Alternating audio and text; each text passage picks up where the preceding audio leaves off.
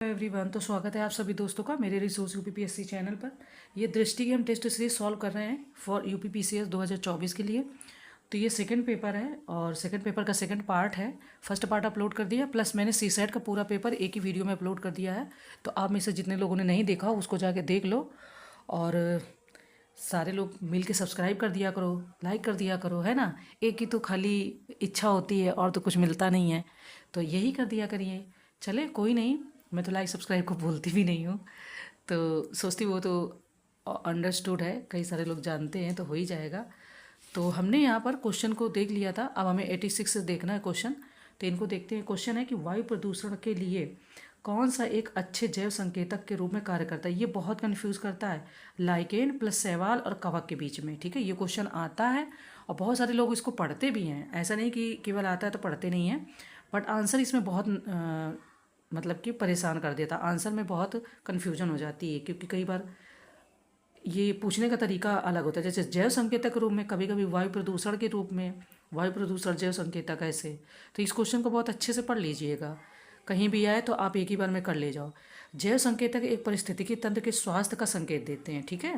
कि मतलब पारिस्थितिकी तंत्र अच्छी है, उसमें कोई प्रदूषण नहीं है, वायु प्रदूषण नहीं है, और बहुत सारे समुद्री प्रदूषण नहीं है, जल प्रदूषण नहीं है। कुछ लाइकेन वायुमंडलीय प्रदूषण के प्रति संवेदनशील होते हैं, मतलब वायु प्रदूषण अगर बढ़ता है तो उन्हें नुकसान होता है, जो उन्हें वायु गुणवत्ता का अच्छा जैव संकेतक होते हैं। तो क्या हो जाएगा, तो हम बात कर रहे हैं कि ये क्वेश्चन आपको काफ़ी बार आता है, तो इसमें क्या आंसर हो जाएगा। तो इसका जो आंसर हो जाएगा वो सी हो जाएगा, लाइकेन, ठीक है, लिशेन या लाइकेन्स। आगे बढ़ते हैं। नेक्स्ट है हमारा कि निम्नलिखित में से कौन सा युग्म सही सुमेलित है। ऑप्शन ए महासागरीय तापीय ऊर्जा, जल से प्राप्त ऊर्जा, बी जल विद्युत ऊर्जा, तरंग ज्वारी विद्युत धारा के रूप में ऊर्जा, सी बायोमास सूर्य से उत्पन्न ऊर्जा, एंड डी सह उत्पादन ऊर्जा। सह उत्पादन ऊर्जा एक ईंधन से दो प्रकार की ऊर्जा उत्पन्न करती है। तो कह रहे हैं कि इसमें से कौन सा सही है। महासागरीय तापीय ऊर्जा, तो क्या जल से प्राप्त ऊर्जा सही है। जल विद्युत ऊर्जा, तरंग ज्वारी विद्युत धारा के रूप में ऊर्जा, एंड बायोमास तो सूर्य से उत्पन्न ऊर्जा, या सह उत्पादन ऊर्जा एक ईंधन से दो प्रकार की ऊर्जा उत्पन्न करती है। इसमें क्या सही हो जाएगा आपका। तो देखो, महासागरों की जल गति नवीकरणीय ऊर्जा के विभिन्न रूपों जैसे तरंग ऊर्जा, ज्वारीय ऊर्जा, महासागरीय धारा ऊर्जा, लवणता प्रवणता ऊर्जा और महासागर तापीय प्रवणता ऊर्जा में गतिज ऊर्जा का एक विशाल भंडार बनाती है, जिसका उपयोग हम बिजली उत्पादन के लिए भी किया जाता है ना। तो यहाँ पर बायोमास, तो ये भी एक नवीकरणीय कार्बनिक पदार्थ है जो पौधों एवं पशुओं से प्राप्त होता है। बायोमास में सूर्य से संग्रहित रासायनिक ऊर्जा होती है जो पौधों द्वारा प्रकाश संश्लेषण के माध्यम से उत्पन्न होती है। आंसर की बात करेंगे तो फिर डी आपका यहाँ पर सही हो जाएगा कि सह उत्पादन तो ऊर्जा एक ईंधन से दो प्रकार की ऊर्जा उत्पन्न करती है। डी ऑप्शन सही है, ठीक है। कह रहे हैं कि कॉलोनी परत विकास सीसीडी संबंधित है चूहों से, चींटियों, मधुमक्खियों या खरगोश से। किससे संबंधित है सीसीडी। सीसीडी क्या है, तो colony collapse disorder is associated with, ये किससे संबंधित है। तो जो कॉलोनी विकार आपका है, कॉलोनी परत विकार जो सीसीडी है, ये आपका मधुमक्खियों से संबंधित है, ठीक है। मधुमक्खियों से कैसे, तो यह एक नया टैग नाम है जो वर्तमान में एक ऐसी स्थिति को दिया जा रहा है जो मधुमक्खी कॉलोनी की वयस्क आबादी के अस्पष्टीकृत तीव्र हानि की विशेषता है। बाकी चीज़ें आप पढ़ लेना। आगे बढ़ते हैं। कह रहे हैं कि प्रयोग के लिए अनुवांशिक रूप से संशोधित किया जाने वाला पहला भारतीय वृक्ष कौन सा था। ऑप्शन है नीम का वृक्ष, रबर का वृक्ष, आम का वृक्ष या वट वृक्ष, ठीक है। तो अनुवांशिक के लिए जो प्रयोग किया जाने वाला पहला वृक्ष था वो पूछना है, पूछने क्वेश्चन में। तो अनुवांशिक रूप से संशोधित, ठीक है, वृक्ष के साथ पहला प्रयोग केरल में रबर अनुसंधान संस्थान द्वारा विकसित रबर के वृक्ष के साथ किया गया था, ठीक है। तो क्या हो जाएगा आपका, बी हो जाएगा रबर का वृक्ष, जिसमें पहला अनुवांशिक रूप से संशोधन किया गया था, ठीक है। नेक्स्ट है कि निम्नलिखित में से कौन सा स्वस्थानिक संरक्षण का एक रूप नहीं है। फिलहाल तो नहीं है पूछे, अगर है तो आंसर दूसरा होता। प्राणी विज्ञान, प्राणी उद्यान, राष्ट्रीय उद्यान, अभ्यारण्य या जैवमंडल आरक्षित क्षेत्र, ठीक है। ये भी पढ़ते रहते हैं कहीं ना कहीं हम। तो हमें यहाँ पे आंसर बताना। देखो, बाह्य स्थानीय संरक्षण जैव विविधता को उन क्षेत्रों के बाहर संरक्षित करना जहाँ वे स्वाभाविक रूप से पाए जाते हैं, उसको बाह्य स्थानीय कहते हैं ना।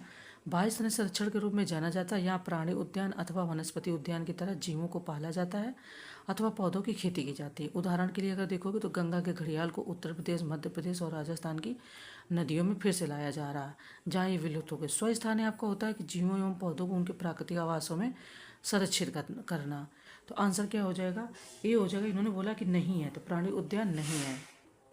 नेक्स्ट कह रहे हैं कि निम्नलिखित में से किस जीव में फेफड़े नहीं बल्कि गलफड़े होते हैं? समुद्री सांप, डॉल्फिन, ईल या व्हेल। ठीक है, तो आई होप कि ये मतलब क्वेश्चन का ये आपने पढ़े होंगे, शायद याद हो। बात करेंगे तो ईल मत्स्य परिवार का भाग है, साथ ही इनमें सांस लेने के लिए गलफड़े होते हैं। समुद्री सांपों में गलफड़े नहीं होते बल्कि फेफड़े होते हैं और उन्हें हवा के लिए सतह पर जाना पड़ता है। दो जलीय जीव जिनमें गलफड़े नहीं होते हैं, डॉल्फिन और व्हेल। तो आंसर क्या हो जाएगा? कह रहे ईल।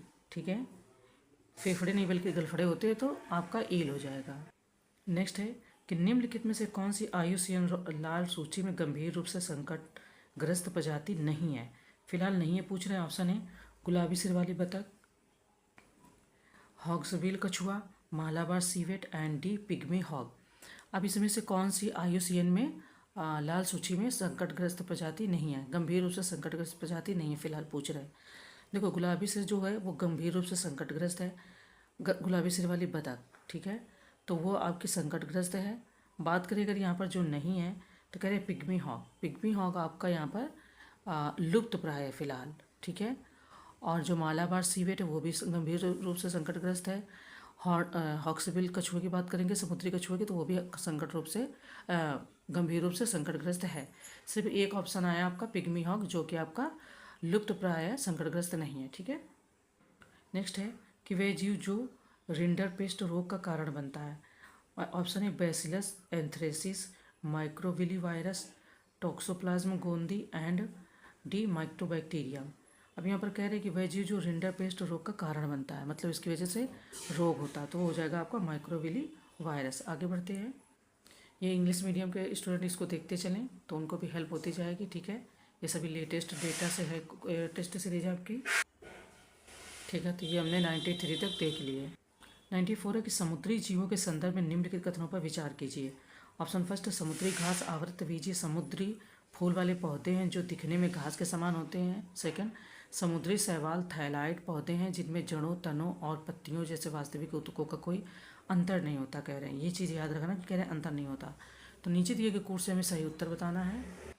देखो फिलहाल क्या हो जाएगा, तो ऑप्शन अभी यहाँ पर इंटरचेंज है, तो डी ऑप्शन हो जाएगा कि फर्स्ट और सेकंड दोनों ही सत्य है। अगर सी दिया होता तो आपका सी ऑप्शन सही हो जाता। तो इन ऑप्शनों को जब मैं पूरा नहीं पढ़ती तो आप जरूर ध्यान से पढ़ना ताकि आपके क्वेश्चन गलत ना हो। ठीक है, कह रहे हैं कि जैव मंडल आरक्षित क्षेत्र BR के संदर्भ में निम्नलिखित में से कौन सा से कथन सही है?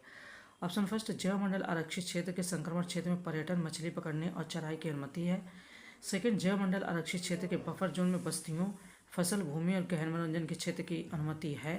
तो कह रहे नीचे दिए गए कोड का प्रयोग करके हमें सही आंसर बताना है। ठीक है, तो यहाँ पर आपका क्या हो जाएगा कि जैव मंडल जो आरक्षित क्षेत्र होते हैं, बफर जोन, इसे 3 मुख्य क्षेत्रों में विभाजित किया जाता है। ठीक है, कोर जोन, बफर जोन और आपका हो जाता है संक्रमण क्षेत्र।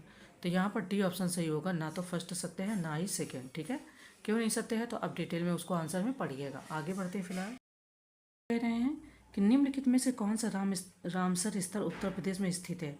सरसई नावर झील, कांजली झील, यशवंत सागर या डी कांवड़ताल आर्द्रभूमि। ठीक है, तो ऐसे भी फैक्ट आते रहते हैं। अब ये यूपी स्पेशल का भी हो गया एक तरीके से। तो अगर देखोगे कई सारे यहाँ पर वहाँ पर पाए जाते हैं उत्तर प्रदेश में। तो जो उत्तर प्रदेश में आपका स्थित है, यह उत्तर प्रदेश के कहाँ पर स्थित है? इटावा जिले में एक स्थायी दलदल है। इंडो गैंगेटिक बाढ़ क्षेत्र की यह विशिष्ट आर्द्रभूमि दक्षिण पश्चिम मानसून की वर्षा से होने वाले वर्षा प्रभाव से पोषित होती है। ठीक है, क्या हो जाएगा? सरसई नावर झील, और ये काफ़ी इंपॉर्टेंट है। आगे बढ़ते हैं। नेक्स्ट है कि निम्नलिखित में से कौन सा युग्म राष्ट्रीय उद्यान या राज्य केंद्र शासित प्रदेश सही सुमेलित नहीं है? अब यहाँ पर सही सुमेलित नहीं पूछ रहे हैं। रानी झांसी समुद्री राष्ट्रीय उद्यान, ये आपका कह रहे हैं कि अंडमान और निकोबार द्वीप। बी, कांगेर घाटी राष्ट्रीय उद्यान छत्तीसगढ़। सी, गुगामल राष्ट्रीय उद्यान तेलंगाना एंड डी, मुरलेन राष्ट्रीय उद्यान मिजोरम। फिलहाल तो इसमें जो सही नहीं वो बताना है। तो गुगामल राष्ट्रीय उद्यान जो है इसकी स्थापना 1974 में महाराष्ट्र के अमरावती जिले में की गई थी और यह राष्ट्रीय उद्यान बाघों की विशाल आबादी के लिए लोकप्रिय है या जाना जाता है।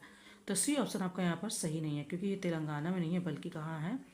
तो ये MH यानी कि महाराष्ट्र में है, ठीक है। तो इसको याद रखना। आगे बढ़ते हैं। फिलहाल ये हमारे क्वेश्चन है, हमने इनको सॉल्व किया है अभी। तो इंग्लिश मीडियम के जो भी जुड़े हैं स्टूडेंट वो देखते चलें, ठीक है। आंसर को तो मैं बता ही देती हूँ, क्वेश्चन को आप यहाँ से पढ़ के समझ लो, ठीक है। कह रहे हैं कि रबी के मौसम में निम्नलिखित में से कौन सी फसल की जाती है? जौ, सरसों, मूंगफली एंड कपास। ध्यान से अच्छे से पढ़ना है, सिंपल बहुत, लेकिन कभी कभी मिसअंडरस्टैंडिंग से गलत हो जाता है, ठीक है। तो क्या है, रबी की जो बुआई होती है, बुआई वाला समय याद रखो। वैसे तो हम लोग बचपन में याद रखते थे और नॉर्मली कुछ ही फसलें पूछते थे, ठीक है। जो बचपन में छोटे छोटे एग्जाम होते 9th 10th के, तो चल जाता था। लेकिन अभी क्या, टाइमिंग याद रखो। रबी की जो फसल है वो बुआई अक्टूबर से दिसंबर में और कटाई अप्रैल जून में होती है। उसमें कौन कौन से आते हैं? गेहूँ, जौ, मटर, चना, सरसों आदि, ठीक है। यहाँ के रबी के मौसम में निम्नलिखित में कौन सी फसल की खेती की जाती है? खरीफ कह रहे हैं, तो खरीफ आपकी बुआई जो होती है वो जून जुलाई में बारिश के समय होती है और सितंबर अक्टूबर में इसकी कटिंग हो जाती है। ये कौन सी होती है? तो चावल, मक्का, ज्वार, बाजरा, अरहर, मूंग, उड़द, कपास, जूट, मूंगफली, सोयाबीन आदि।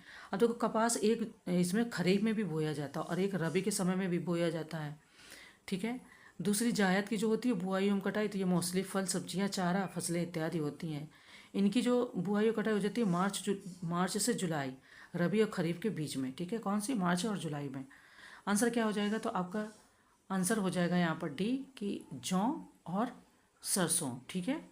मूंगफली और कपास नहीं, जौ और सरसों। तो डी ऑप्शन यहाँ पर सही है, फर्स्ट और सेकंड, ठीक है। भारतीय चाय बोर्ड का मुख्यालय कहाँ स्थित है? दार्जिलिंग, दिसपुर, नई दिल्ली या कोलकाता। तो इसमें भी कंफ्यूज मत होना। दार्जिलिंग आपका इधर कोलकाता साइड ही पड़ता है, तो कई लोग उसको कंफ्यूज हो जाते हैं ना। भारतीय चाय बोर्ड जो है वो वाणिज्य मंत्रालय के तहत एक वैधानिक निकाय है और जिसे 1953 में भारत में चाय उद्योग के विकास के लिए स्थापित किया गया था और इसने वर्ष 1954 में कार्य करना शुरू किया। इसका गठन जो है संसद सदस्यों, चाय उत्पादकों और चाय व्यापारियों के द्वारा हुआ। बात करो अगर यहाँ पर, तो इसका जो मुख्यालय है वो आपका कहाँ पर है? तो ये आपका है मुख्यालय कोलकाता में, ठीक है। आगे बढ़ते हैं। क्योंकि हम लोग दार्जिलिंग चाय, दार्जिलिंग नाम सुन सुन के ना दार्जिलिंग को ही टिक कर देते कई बार, हमेशा नहीं, तो इसलिए। फिर न्यूनतम समर्थन मूल्य किसकी सिफारिशों पर आधारित है? कृषि लागत और मूल्य आयोग, आर्थिक मामलों की मंत्रिमंडल समिति, भारतीय कृषि अनुसंधान परिषद या भारत परिवर्तन के लिए राष्ट्रीय संस्थान, ठीक है। जिसे हम मिनिमम सपोर्ट प्राइस यानी MSP बोलते हैं, वो किसकी सिफारिशों पर लागू होता है या आधारित होता है? तो ये आपका कृषि लागत और मूल्य आयोग, जिसे हम CACP कहते हैं, CACP, commission for agriculture cost and price, ठीक है। तो ये ऑप्शन सही है। नेक्स्ट है कि निम्नलिखित में से संयुक्त राष्ट्र महासभा के किस सत्र में वर्ष 2023 को अंतर्राष्ट्रीय कदम वर्ष घोषित किया गया? 73वां सत्र, 74वां सत्र, 75वां सत्र या 76वां सत्र? अब देखो, ये फंसा सकता था, है ना। तो मार्च 2021 के दौरान अपने 75वें सत्र में संयुक्त राष्ट्र महासभा यानी UNGA द्वारा वर्ष 2023 को अंतर्राष्ट्रीय कदम वर्ष घोषित किया गया। तो क्या हो जाएगा? C, 75वां वर्ष। नेक्स्ट कह रहे हैं कि सूची फर्स्ट को सूची सेकंड में सुमेलित कीजिए। सूची फर्स्ट में कृषि क्रांति, सूची सेकंड में संबंधित है। स्वर्ण रेशा क्रांति, उर्वरक धूसर क्रांति, लाल क्रांति, पीली क्रांति। तो सबसे पहले देखो, अगर कोई सही सुमेलित है या आपको अगर तुरंत में याद आता है, देखो एक है स्वर्णिम रेशा क्रांति, ध्यान रखना यहाँ क्या लिखा है? स्वर्णिम रेशा क्रांति। ये आपका किससे हो जाएगा? तो ये जूट उत्पादन से हो जाएगा। अगर केवल स्वर्णिम क्रांति लिखा होता तो वो होती है फल से, ठीक है। दूसरा क्रांति की बात करोगे तो ये उर्वरक से हो जाएगी। किससे? उर्वरक से। A3B1। अब यहाँ पर A3 एक ही में है और B1 वो भी एक ही में, तो B ऑप्शन हो जाएगा। C2 क्या हो जाएगा? लाल क्रांति ऑब्वियसली टमाटर से याद आ जाएगा, पीली क्रांति तिलहन से, ठीक है। तो यहाँ पर B ऑप्शन सही हो जाएगा आंसर। ये आपका इंग्लिश मीडियम का रहा, 98 से स्टार्ट किया था हम लोगों ने और कहाँ तक पहुँच गए हैं? तो 102 तक पहुँच गए। ओके, चलो। कह रहे हैं कि भारत में कृषि के प्रकार के संदर्भ में निम्नलिखित कथनों में से कौन सा से सही है? चावल और जूट भारत में तर कृषि की मुख्य फसलें हैं। सीढ़ीनुमा कृषि पहाड़ी क्षेत्रों में की जाती है। तो नीचे दिए गए कोड से सही उत्तर चुनिए, ठीक है। यहाँ पर दो क्या नाम है फैक्ट दिए गए हैं। बात करो अगर तर खेती की, तो यह जलोढ़ मृदा वाले क्षेत्रों में किया जाता है जहाँ वार्षिक औसत वर्षा 200 सेंटीमीटर से मतलब ज़्यादा होगी तभी वहाँ तर रहेगा, जमीन तर रहेगी, है ना। बोलते हैं ना कि आज इतना बरस गया, तर कर दिया। यह एक वर्ष में एक से अधिक फसलें उगाई जाती है क्योंकि पानी की मात्रा ज़्यादा रहती है, क्योंकि मृदा में पर्याप्त मात्रा में नमी उपलब्ध रहती है। तो ऑप्शन ए यहाँ पर सही है, यानी कि फर्स्ट और सेकंड दोनों ही सही हो जाएंगे। कह रहे हैं कि भारत के निम्नलिखित राज्यों पर विचार कीजिए, उन्हें मक्के की खेती के अंतर्गत क्षेत्रफल के घटते क्रम में व्यवस्थित कीजिए। मतलब पहले से कम की तरफ ऐसे व्यवस्थित करना है। तो भारत में अगर मक्के की खेती की बात करोगे तो सबसे ज़्यादा कहाँ होती है, कह रहे हैं मध्य प्रदेश, ठीक है, फिर महाराष्ट्र, फिर आपका होता है राजस्थान, फिर उत्तर प्रदेश। तो डी ऑप्शन सही हो जाएगा, ठीक है। कह रहे हैं कि राष्ट्रीय कृषि और ग्रामीण विकास बैंक यानी नाबार्ड की स्थापना की गई थी वर्ष 1980 1980, बी वर्ष 1982, सी वर्ष 1972 या डी वर्ष 1976, ठीक है, यानी 1976। तो अब इनमें से आपको बताना है कि कब ये नाबार्ड की स्थापना की गई थी। और नाबार्ड का क्वेश्चन आपको पता है बहुत बार एग्जाम में आया, बहुत सारे एग्जाम में आता है। तो राष्ट्रीय कृषि ग्रामीण विकास बैंक यानी नाबार्ड की बात करें तो इसकी स्थापना 1982 में होती है, ठीक है। इसका जो हेडक्वार्टर है वो आपका मुंबई में स्थित है, ठीक है। आगे बढ़ते हैं। नेक्स्ट है कि निम्नलिखित में से कौन वर्ष 2004 में गठित राष्ट्रीय किसान आयोग का अध्यक्ष था। Swapan Kumar Dutt, Norman Borlaug, M S. Swaminathan, N T. Rajendra Singh Paroda. तो यहाँ पर कह रहे राष्ट्रीय किसान आयोग का अध्यक्ष पूछ रहे हैं, ठीक है। तो राष्ट्रीय किसान आयोग का जो गठन होता है वो 18 नवंबर 2004 को प्रोफेसर एम.एस. स्वामीनाथन की अध्यक्षता में किया जाता है। तो सी ऑप्शन सही हो जाएगा, एम.एस. स्वामीनाथन। आगे बढ़ते हैं। नेक्स्ट है कि कश्मीर हिमालय में करेवा संरचनाएं किसके उत्पादन हेतु उपयुक्त होने के लिए प्रसिद्ध है। जाफरान, चावल, गेहूँ, बाजरा। गेहूँ बाजरा वगैरह तो वहाँ होता ही नहीं है। सबसे अगर कोई इसमें आंसर होगा सबसे सही तो वो है आपका जाफरान, और यही इसका सही आंसर है, ठीक है, क्योंकि ये जाफरान वहाँ पर पैदा होती है। तो आगे बढ़ते हैं। ये रहे हमारे क्वेश्चन, हमने 103 नंबर से देखे हैं जिनको अभी हमने सॉल्व किया आपके सामने।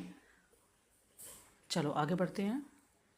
नेक्स्ट कह रहे हैं कि कॉफ़ी बोर्ड ऑफ इंडिया का मुख्यालय निम्नलिखित में से किस शहर में स्थित है। विशाखापट्टनम, मुंबई, हैदराबाद एंड बेंगलुरु। अभी हमने चाय के बोर्ड के बारे में पढ़ा है। कॉफ़ी बोर्ड का अगर बात करें, भारतीय कॉफ़ी बोर्ड, तो यह एक वैधानिक संगठन है जिसका गठन कॉफ़ी अधिनियम 1942 की धारा 4 के तहत किया गया, और ये भारत सरकार के वाणिज्य और उद्योग मंत्रालय में प्रशासनिक नियंत्रण के तहत कार्य करता है। बात करें यहाँ पर जो कॉफ़ी बोर्ड के उसमें मतलब मुख्यालय के विषय में, तो ये आपका कहाँ है, तो ये बेंगलुरु में स्थित है। नेक्स्ट कह रहे हैं कि निम्नलिखित में से कौन सा राज्य उष्णकटिबंधीय गन्ना उत्पादन क्षेत्र के अंतर्गत नहीं आता। अब क्योंकि नहीं आता आप पूछ रहे हैं तो बहुत ध्यान देना है।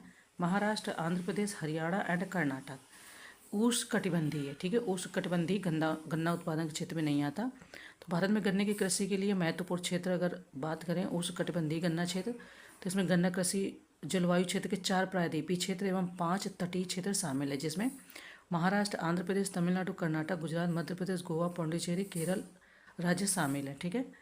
अब इतनी चीज़ शामिल है तो कौन सा इसमें शामिल नहीं है, वो आपका हो जाएगा सी, हरियाणा। आगे बढ़ते हैं। नेक्स्ट है कि भारतीय कृषि संसाधन परिषद ICAR की स्थापना कब की गई थी। 16 जुलाई 1929, 15 जुलाई 1936, 15 जुलाई 1921 या डी 16 जुलाई 1942। यानी मंथ जुलाई का है लेकिन ईयर यहाँ पर चेंज है। बात करें भारतीय कृषि संसाधन परिषद यानी ICAR की, तो यह कृषि अनुसंधान और शिक्षा विभाग डेयर के तहत एक स्वायत्त संस्था है। इसे पूर्व में imperial council of agriculture research के नाम से जाना जाता था। इसकी स्थापना 16 जुलाई 1929 को हुई थी। कब हुई थी? 16 जुलाई 1929 को। यह पूरे देश में बागवानी, मत्स्य पालन और पशु विज्ञान सहित कृषि में अनुसंधान और शिक्षा के समन्वय, मार्गदर्शन के प्रबंधन के लिए है। अगर इसका मुख्यालय की बात करोगे तो नई दिल्ली में स्थित है, ठीक है। कहाँ? तो नई दिल्ली में। नेक्स्ट करें कि निम्नलिखित में से किसे भारतीय बागवानी का जनक माना जाता है। H.L. बेली, K.L. चड्ढा, G.S. रंधावा या M.H. मैरी गोंडा, ठीक है। भारतीय बागवानी का जनक पूछ रहे हैं तो M.H. मैरी गोंडा, इनको भारतीय बागवानी का जनक भी कहा जाता है, ठीक है। आगे बढ़ते हैं।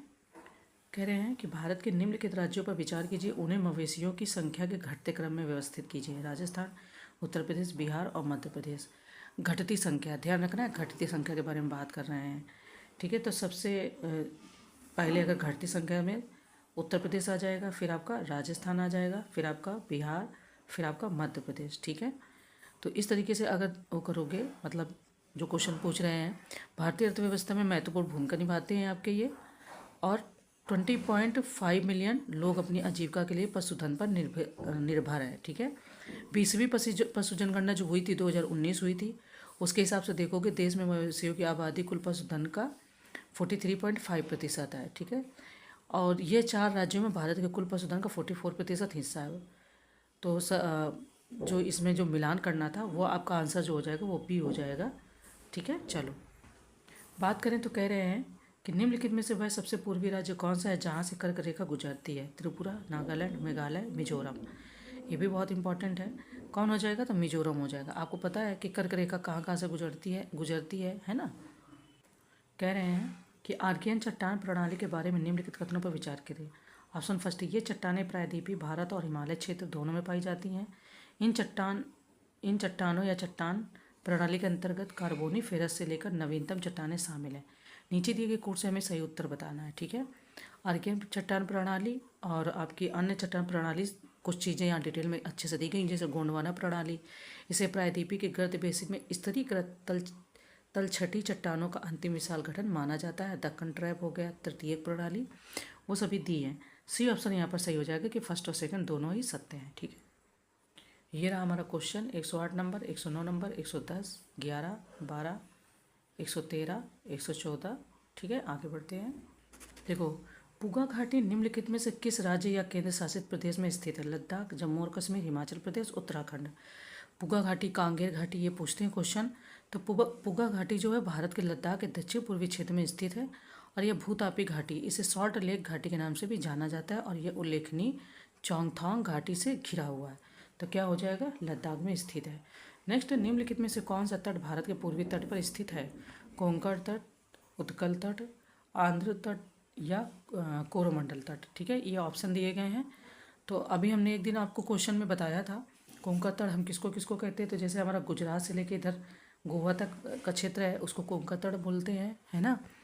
कोस्ट लाइन ऑफ सबमर्जेंस, इस तरीके से तो काफ़ी सारी चीज़ें। मालाबार तट किसे बोलते हैं? तो जो यहाँ पर क्वेश्चन का आंसर हो जाएगा वो हो जाएगा आपका उत्कल तट, आंध्र तट और कोरोमंडल तट, ठीक है। कोंकण तट आपका किसका उदाहरण है? तो ये पश्चिमी घाट का है। ये भारत के पूर्वी तट पर, ये जो उत्कल, आंध्र और कोरोमंडल ये पूर्वी तट पर है और जो कोंकण तट है ये आपका पश्चिमी तट बोलते हैं, ठीक है। तो इस तरीके से ए ऑप्शन सही है। आगे बढ़ते हैं।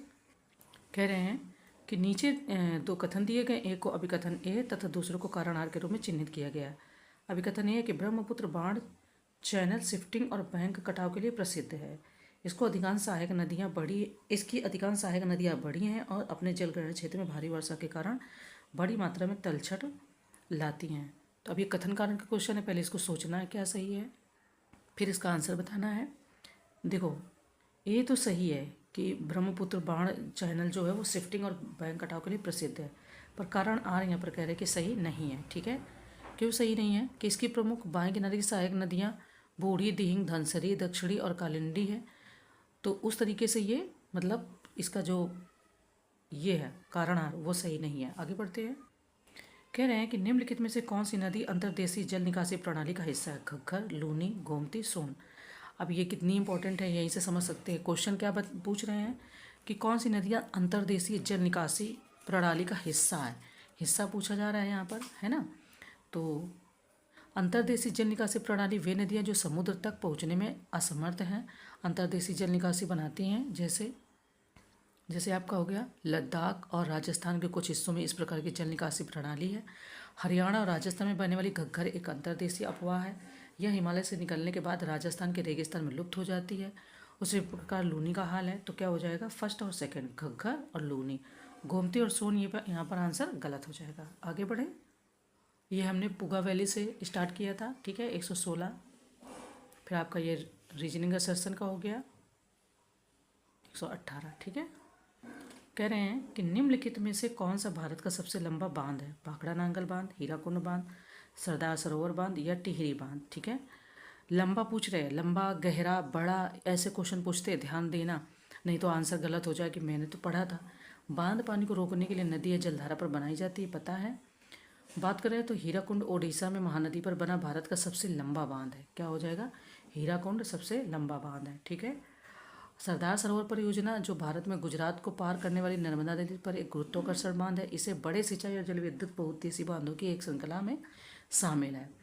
भाखड़ा नांगल बांध आपका सतलज नदी पर एक कंक्रीट ग्रेविटी बांध है और उत्तरी भारत में पंजाब और हिमाचल प्रदेश के बीच की सीमा के पास है, ठीक है। तो सारी चीज़ें हमने बता दी। आगे बढ़ते हैं। नेक्स्ट है कि अल नीनो के संदर्भ में निम्नलिखित में से कौन सा सही है? यह एक गर्म जलधारा जो पेरू के तट से दूर उष्णकटिबंधीय प्रशांत क्षेत्र में प्रकट होती है। सेकंड, यह मानसून गतिविधियों की भविष्यवाणी में सहायक सहायता करता है। तो निम्नलिखित में से कौन कौन से ऑप्शन सही है? तो फर्स्ट और सेकंड दोनों ही सही हैं, क्योंकि ऑप्शन भी आपका फर्स्ट में ही दिया है।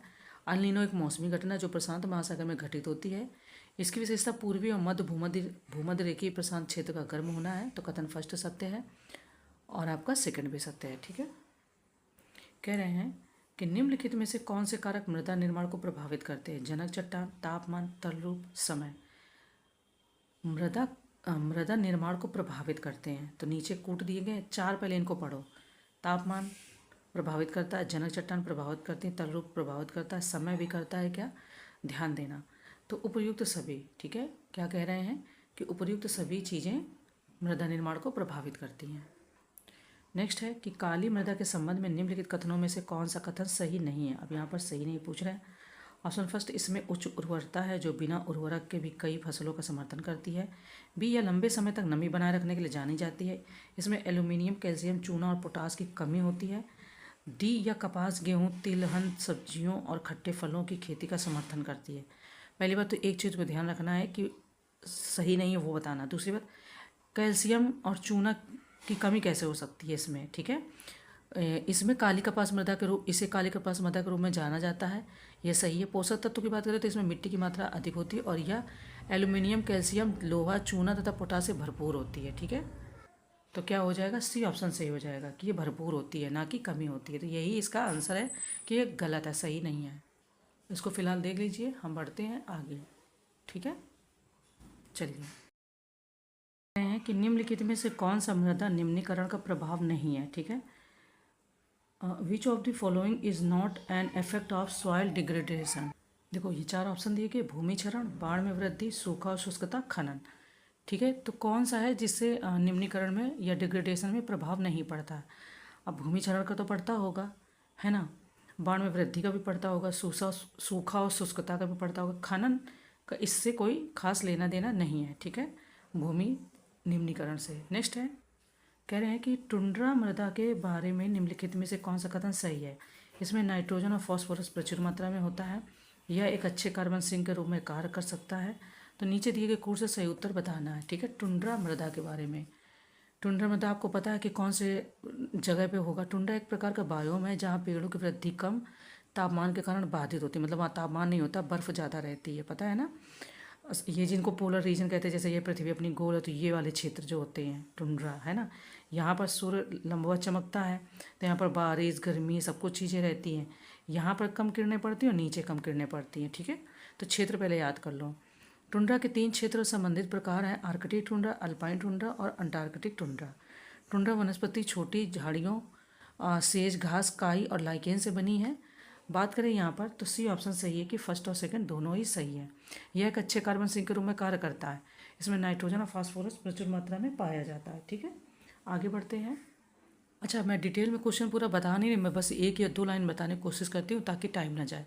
आप ज़रूर पढ़ना, वरना पूरा नहीं पढ़ोगे तो फिर आपको थोड़ी चीज़ें कन्फ्यूजन लगेंगी और अन्य क्वेश्चन भी जो सॉल्व होने वाले होंगे वो नुकसान कर जाएंगे। ठीक है, तो अच्छे से पढ़ना। निम्नलिखित में से कौन से भारत में सामान्य रूप से पाए जाने वाले वन? उष्णकटिबंधीय पर्णपाती वन, अल्पाइन वन, उष्णकटिबंधीय वर्षा वन एंड टैगा वन। अब कह रहे हैं कि भारत में सामान्य रूप से पाए जाने वाले मतलब कि वन कौन से हैं? आइडिया लग गया होगा। सबसे ज़्यादा अगर कुछ पाए जाएंगे तो उष्णकटिबंधीय पर्णपाती वन। अल्पाइन क्यों नहीं पाए जाएंगे? क्योंकि यहाँ तो धूप मिल जाती है ना। टैगा भी नहीं पाया जाएगा। उष्णकटिबंधीय वर्षा वन भी कम पाए जाएंगे, है ना। कौन से पाए जाएंगे? पाए जाने वाले वन तो हो जाएंगे उष्णकटिबंधीय पर्णपाती, क्योंकि पत्तियां गिरती हैं, आपको याद है ना, फरवरी महीने में बसंत आती है, फिर पत्तियां वगैरह हमारी इधर गिरती हैं ज़्यादातर। राजस्थान क्षेत्र में बारिश की कम मात्रा होती है तो वहाँ ज़्यादा ही खेजड़ी वगैरह के पेड़ मिलते हैं, है ना। तो यहाँ पर हरे भरे वाले पेड़ मिलते हैं, बट वहाँ से फ़र्क होता है। ठीक है, नेक्स्ट है कि राष्ट्रीय वन नीति 1988 का उद्देश्य था। ऑप्शन ए 33% भौगोलिक क्षेत्र को वन आवरण के अंतर्गत लाना। सेकेंड, देश की प्राकृतिक विरासत, इसकी जैविक विविधता और अनुवांशिक पूल का संरक्षण। ठीक है, तो कह रहे हैं कि ये 4 ऑप्शन दिए गए, ए, बी, सी और डी। आपको बताना कि इनमें से कौन सा आंसर सही हो जाएगा। ठीक है, बात करें अगर वनों के पर्यावरण के साथ एक जटिल अंतर संबंध है, मानव जाति के अस्तित्व और समृद्धि, मतलब वही बात है। आंसर की बात करें तो डी ऑप्शन सही है कि फर्स्ट और सेकंड दोनों ही सत्य हैं। तो 123 से अटैम्प्ट किया है, इनको भी देखते चलो। ठीक है, चलो आगे बढ़ते हैं। कह रहे कि कृषि संबंधी सूखा माना जाता है ऑप्शन ए मृदा में न्यूनतम नमी जो फसलों को सहारा देने के लिए आवश्यक है। बी ऐसी स्थिति जब अपर्याप्त वर्षा की लंबी अवधि होती है। सी विभिन्न भंडारों और जलाशयों जैसे जलभृतों, झीलों, जलाशयों आदि में जल की अनुपलब्धता। यदि पारिस्थितिकी संकट के परिणाम स्वरूप जल की कमी। किसको सूखा मानेंगे, कृषि संबंधी सूखा किसको घोषित किया जाएगा। तो सूखे के प्रकार होते हैं, यहाँ पर सारे प्रकार दिए गए हैं। बात करें तो मृदा में न्यूनतम नमी जो फसलों को सहारा देने के लिए आवश्यक है, ये आपका आंसर हो जाएगा। ठीक है, ध्यान से पढ़ना, क्योंकि मेरा वो क्वेश्चन गलत हो गया था। मैंने सोचा था कि मतलब जल की अनुपलब्धता होगी या परिस्थितिकी संकट हो जाएगा तब उसको माना जाएगा, लेकिन ऐसा नहीं है। ठीक है, नेक्स्ट है निम्नलिखित में से कौन सा कथन उष्णकटिबंधीय चक्रवातों के संबंध में सही नहीं है। अब सही नहीं है पूछ रहे हैं। ये चक्रवात निम्न वायुमंडलीय दबाव के केंद्र होते हैं। बी इसमें पवनों का प्रवाह केंद्र से बाहर की ओर होता है। सी इसमें पवनों की दिशा उत्तरी गोलार्ध में वामावर्त होती है। एंड डी भारत में बंगाल की खाड़ी एवं अरब सागर से उत्पन्न होने वाले उष्णकटिबंधीय चक्रवातों से प्रभावित है। तो फिलहाल यहाँ पर सही नहीं है, वो बताना है। बी इसमें पवनों का प्रवाह केंद्र से बाहर की ओर होता है, ये कह रहे हैं।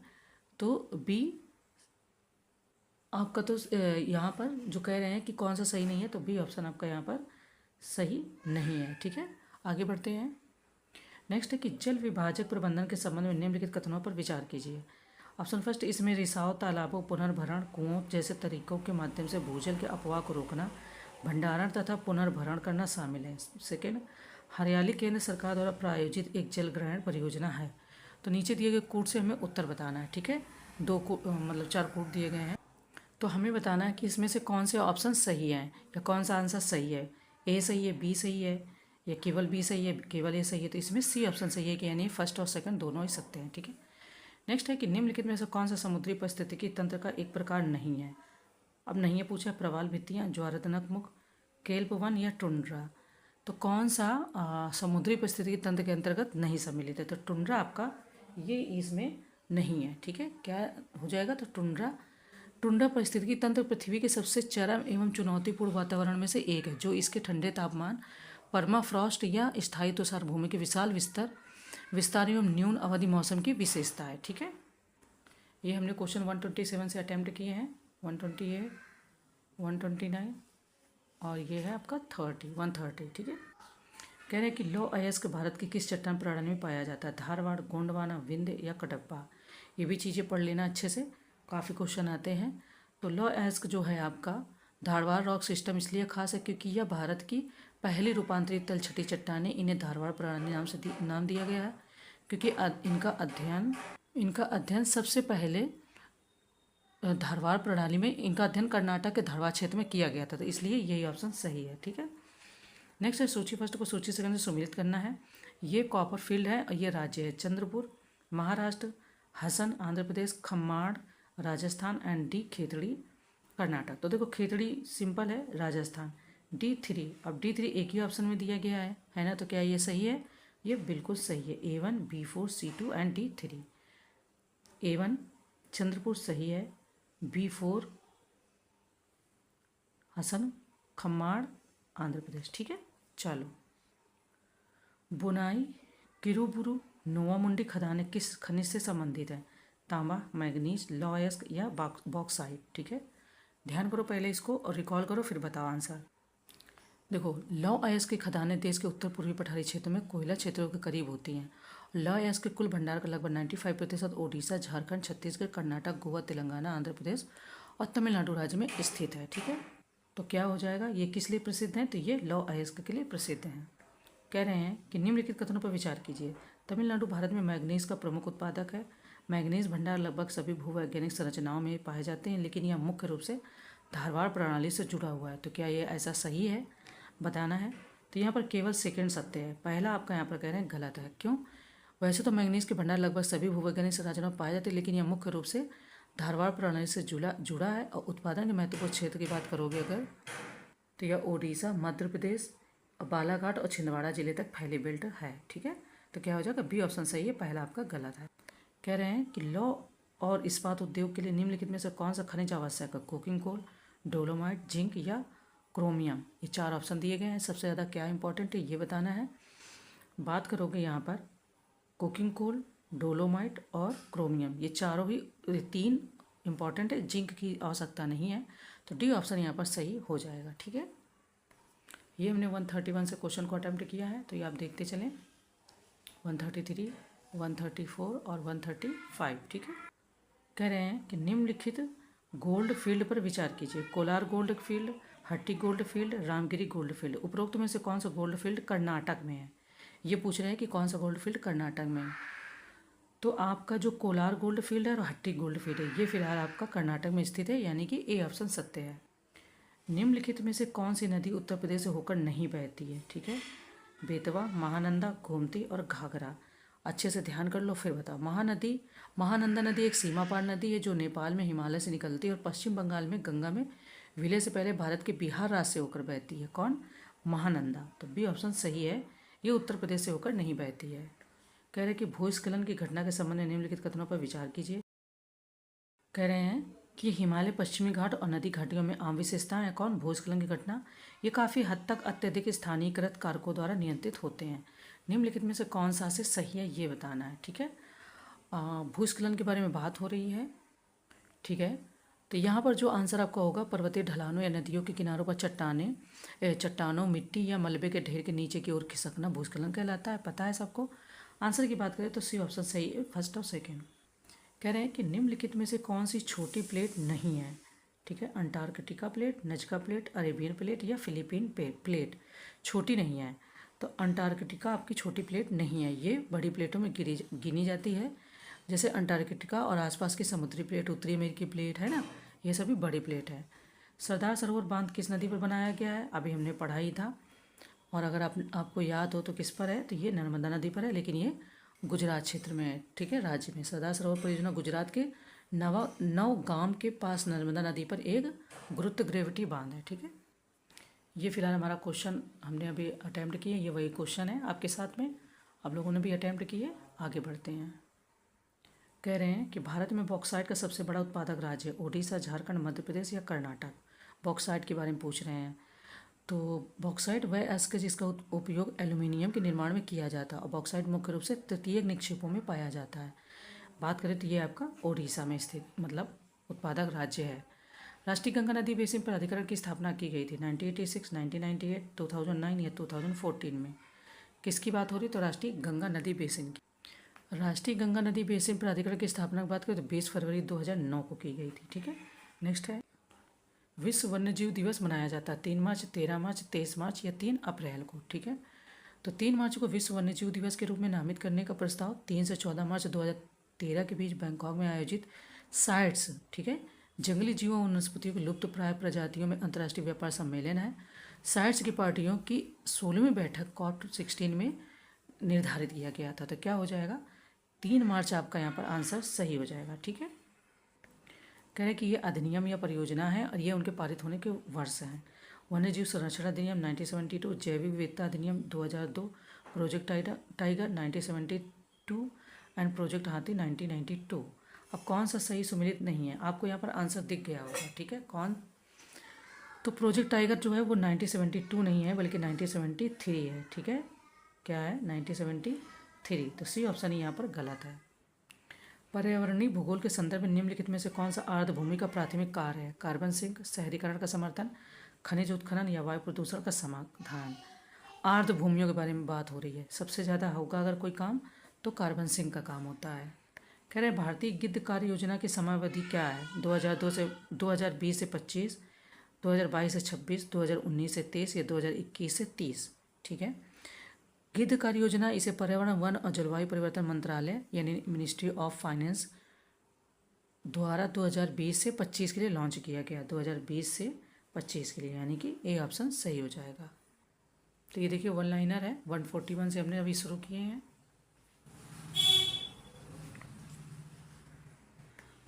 कह रहे हैं कि भारत के पश्चिमी घाट के संदर्भ में निम्नलिखित कथनों में से कौन सा से सही है? पश्चिमी घाट, जिसे सह्याद्री पहाड़ियों के नाम से भी जाना जाता है, वनस्पतियों और जीवों के समृद्ध और अद्वितीय संयोजन के लिए प्रसिद्ध है। इसे यूनेस्को विश्व धरोहर स्थल के रूप में मान्यता प्राप्त है। किसे? तो पश्चिमी घाट को कह रहे हैं।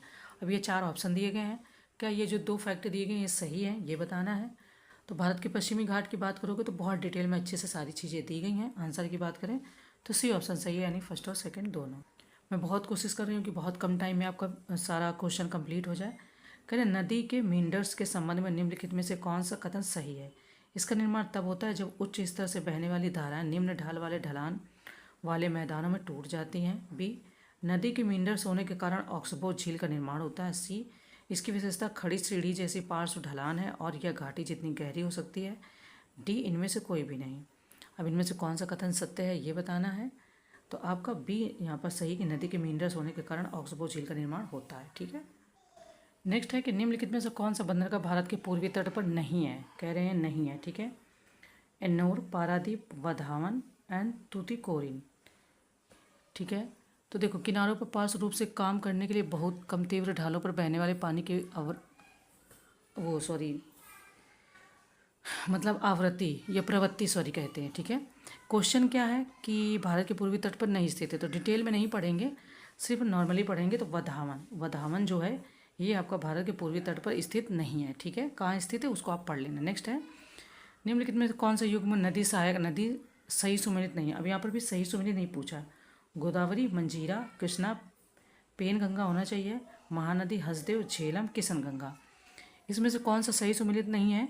तो बी आपका जो कृष्णा पेनगंगा की बात हो रही है। गोदावरी की सहायक नदियों की बात करोगे तो इंदिरा, मंजीरा, बिंदुसार, सरबरी, पेगांगा, प्राणिता। कृष्णा की सहायक नदियों की बात तुंगभद्रा, घटप्रभा, भीमा, वेदवती, कोयना, वर्णा, डींडी, मूसी, दूधगंगा। तो आपका बी ऑप्शन यहाँ पर सही नहीं है। ये हमारे सारे क्वेश्चन हो गए कंप्लीट यहाँ से। ठीक है। इनको देख लो आप पहले 150। तो ये टेस्ट सीरीज कंप्लीट हुई। अब हम मिलेंगे नए टेक्स्ट पेपर के साथ में। इसको अच्छे से प्रैक्टिस कीजिए और मैं आंसर भेज देती हूँ तो उसको देखिए। मैं डिटेल में नहीं बताती हूँ ताकि आपका वीडियो छोटा रहे और आप अच्छे से पढ़ सको। ठीक है। तो थैंक यू सारे दोस्तों का।